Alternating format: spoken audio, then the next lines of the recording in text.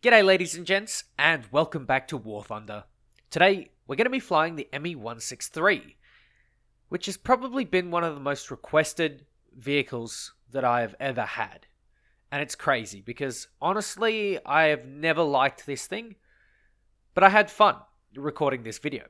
I sat down and decided to chuck on some YouTube. I found an old World War II documentary about the 163, and I thought, you know what, screw it. I'm watching a video on the 163, let's go take it out. And here we go. Of course, the dolly has been added. Oh man, it's beautiful. Look at it. It's absolutely gorgeous. And sometimes the 163s bounce. And if you have a bunch of them on the airfield, they're all bouncing, and then you're sitting there in your other plane, like a CL-13 or some other German plane, and you just have a look at it all, and they're all bouncing up and down, and it's really, really funny. But this plane is unlike any other plane in the game. In fact, it's like unlike any other plane in the world, because it's the only plane to ever see combat under rocket power. Yes, it is an entirely rocket-powered plane. That's not a jet engine you're looking at. It's fueled by basically hydrogen peroxide and a couple of other chemicals. Extremely volatile stuff, and apparently the pilots had to wear a suit, and they had to refuel this thing. It looks crazy, honestly. It looks like they're wearing spacesuits. This plane is actually a surprising amount of fun. I used to absolutely despise it, but if you play it a certain way, which I've been playing in these two games, you'll enjoy it for the most part. But you have to get players that will almost play into your hands. And that's where the problem with the 163 lies. If you can't play the plane and take the battle to them, if you can't sort of take the initiative, play aggressively, and force the enemy on the back foot, then for me, there's no real point playing the plane. I hate planes where you have to wait for your opportunity, instead of making the opportunity for yourself. Even in a plane like a Boom and Zoomer, like a P-47 or a P-51, you get to make your opportunities by staying above your opponent and by boom and zooming. You force them to the ground, and you force them to get lower, or you force them to turn with you. And then that's when you can sort of cut in on them when they're slow or something like that. The 163 doesn't really have that, because it's got a couple of things that it really sucks at. First of all, it's not very durable. So if you're going to get into a dogfight and take hits, you're probably going to end up with a fuel leak, if you're lucky. And if you're not, you're going to get set on fire with barely a couple of 50 cals. This thing is extremely light, and honestly, I don't understand why it's as durable as it is. I honestly think it should be less durable, because if you so much as land hard in this plane in real life, it explodes. So if you get so much as one hit, I think this plane should explode from the fuel tanks. But you know what? Having it in the game like this, I can live with it. Speaking of players that will sort of play into your hands, you can see this Swift here. Now, he's really slow, and I'm going to take my time. I'm going to use as much ammunition as I can, and I'm still going to miss. That is the other main problem with this plane. It's the guns. The guns are terrible because they are 108s. The 108s have a very slow muzzle velocity, and so they take a lot of time to get to target, which means you have to lead very far. Not only that, but you have 60 rounds apiece, and it's not like they're MiG-21 level of crappy. Like these guns they're shit. They're only good for very low speeds because of the low velocity, and I don't know why. I think that must be a Gaijin-sided thing, and honestly, it's something that we just have to deal with.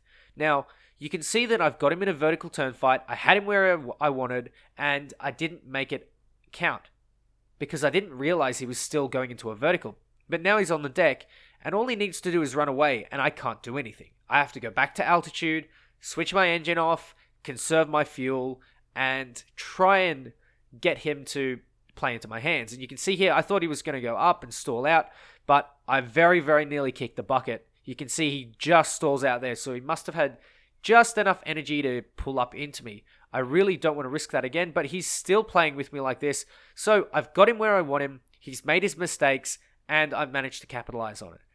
This plane is probably the only plane that I really know of that you can't, at any stage, absolutely take the fight to your enemy. You have to wait for them to come and make the mistake. And it really sucks because this plane can be a lot of fun. And it's quirky and it's weird. You can see, in fact, the only other plane that I can take the fight to is another 163. And this is probably because he's out of fuel. He must have taken a minute of fuel. That's another thing you got to do. You got to take full fuel. Otherwise, you'll run out as you take off. It's pretty crappy. Never take minimum fuel. But you can see here, when the 108s work, they work. Because you have to keep your enemies slow. Play for the speed. Make sure that they're nice and slow. Nice and stationary. And you will get some damage. You'll see, I'm going to hop into another game. And you'll see exactly what I mean. You have to have them right where they want you. Or right where you want them, rather. And it's really, really frustrating. Because I love playing aggressively. And this plane is one of those planes that is... I mean, I suppose it's historical. Yeah, there's not a whole lot else that the 163 could have done. I've heard stories of it. I think it shot down some fighter planes. But it mostly shot down bombers. And it wasn't even that successful at doing so. Because it, just exploded most of the time. It was fast, and of course, that's a given, being a rocket-powered plane and super lightweight, having a good climb rate. But one of the things that the 163 really excels in is its climb rate. So what you've got to do, as you watch the gameplay, you'll see exactly how I play this out. You take off, you gain a little bit of speed, and then you climb to altitude. You put it into a 30-degree climb or a 20-degree climb, depending on what the battle pans out to be. You'll get those people that climb. And for me, what I'm going to do is I'm going to rush a little bit, as I do with normal jets, and this is for my positioning. I want to get myself into a position where I can zoom climb up into an enemy while they're climbing. And so, with the 163, they won't be able to do anything against me, because I just have that climb rate. I'll be climbing at such good speeds and such good altitudes that they just won't be able to catch me. They'll simply stall out, or they'll simply die. And that's exactly what I'm looking at doing. I'm going to put myself into a tiny, tiny climb, and you can see that I've got a lot of bomber friendlies in the air, as well as the F-84s. And a couple of F-84s of the enemy team are starting to show up as well. This is my ideal opportunity to get some kills. The 163 is one of those planes that, yes, I've said it a million times, and I will say it again, you have to have the enemy come to you. You can't go after the enemy. And so a good strategy is to actually give the bombers escorts. And you can see, you might be thinking, well, you're not really giving the bombers escorts. They're 20-odd kilometers away. But the enemy is also 20-odd kilometers away. And this gives me an opportunity to intercept them without even having to come into contact with them. I don't have to, force a head-on. I don't have to do anything, because you can see this F-84G here is so fixated on getting towards that TU-4, and I can come from below where the spotting system will not show me until I end up firing at him. It's just so easy. He's out of speed. He can't dive because I'm just going to dive with him. And on top of that, I've closed in the distance enough to get the guns to be optimal. He puts himself into a climb, which is extremely foolish against the 163, especially in an F-84, and I just gently zoom past him. I'm going to go and try for the re-engage, because this plane is incredibly good at low speeds. It's almost like a flying wing. In fact, it kind of is a flying wing. And in the Battle of the Flying Wings against the Horton 229 and the 163, personally I prefer the Horton 229.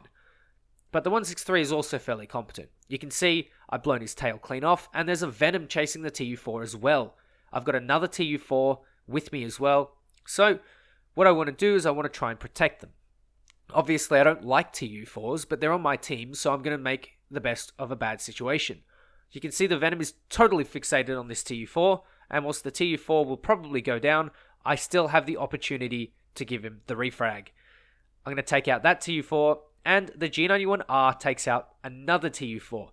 You see, if a plane is constantly turning to re-engage a TU-4, and going vertical to try and store that energy, they're going to lose their speed. And the ME-163 is one of the best planes at low speed for its BR. And you can see that all I need to do is wait for them to come to the bombers. I have potentially 3 kills here. I've got 2 secured, and then I have the F-84 without a tail. It's incredible what you can do when your enemies are baited for you.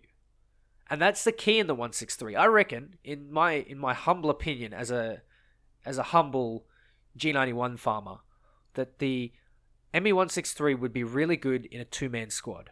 One of them baits, the other one comes in for the kill. And then you switch, and then you switch, and then you switch over and over again until the entire enemy team is dead or stalled out. It's beautiful. And honestly, I think the possibilities are pretty much limitless. And you can see, speaking of limitless, it's not really limitless here. It's pretty damn limited. My aim is shit. And that's the problem with the 163. The guns are really hard to get used to. If you can get used to the guns, you're an absolute god. If you can't get used to the guns, I think that's really the linchpin. And so a good suggestion if you're learning the 163 is to always try for those low-speed dogfights. Don't spray, only shoot in small bursts, lead a little bit, and you can see this Oregon is playing really, really well.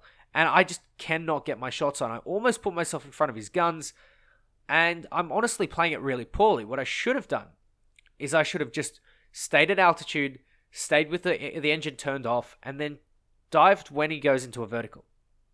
That would have been the simplest thing, and that's exactly what I should have done. The plane itself is really, really poor for those high-speed maneuvers, especially because the wing is a little bit delicate. Of course, if you over-G too much, you will rip. And one of the issues with ripping, obviously, you die. So, try not to do that.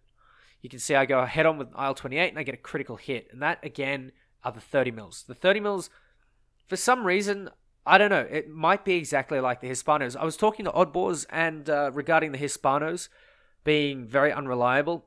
Apparently there's a client-sided, a server-sided or a netcode issue with the Hispanos themselves. Apparently there's a slight lag between the actual shell contacting the plane and the explosion or the high explosive fragmentation.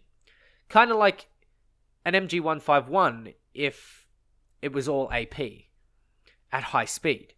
Because you have that lag, the plane moves a little bit, and then you get the detonation of the high explosive. I'm guessing it's probably the same for the 30mm cannons. Because if you ever notice, at low speed, these 30mm cannons are absolutely godly. But at high speed, they seem to just be absolutely garbage. And I think that's the reason why. Because of that sort of lag issue or that netcode issue. I really wish it would get fixed because it's just really annoying. I just want my Hispanos and my MK108s to work. I don't care who you normally play or what nation everyone plays. If you want a balanced game, I think everybody should want this sort of thing. And landing the 163, of course, you do it gently. You got to do it gently. A lot of people land with the skid up, and it kind of acts as, landing on your belly. But, I don't know. I'm going to choose to land with the skid and just come in nice and slow. If you're in a pinch, then sure. But again, I don't really think it's entirely necessary. One of the things that I haven't tested at the moment with the 163 is does it maintain the same amount of thrust at all altitudes? Because I heard at one point that it didn't. But if someone can update me in the comments, I would really, really appreciate that. Anyway, the 163. Taking off on an alternate history, Berlin.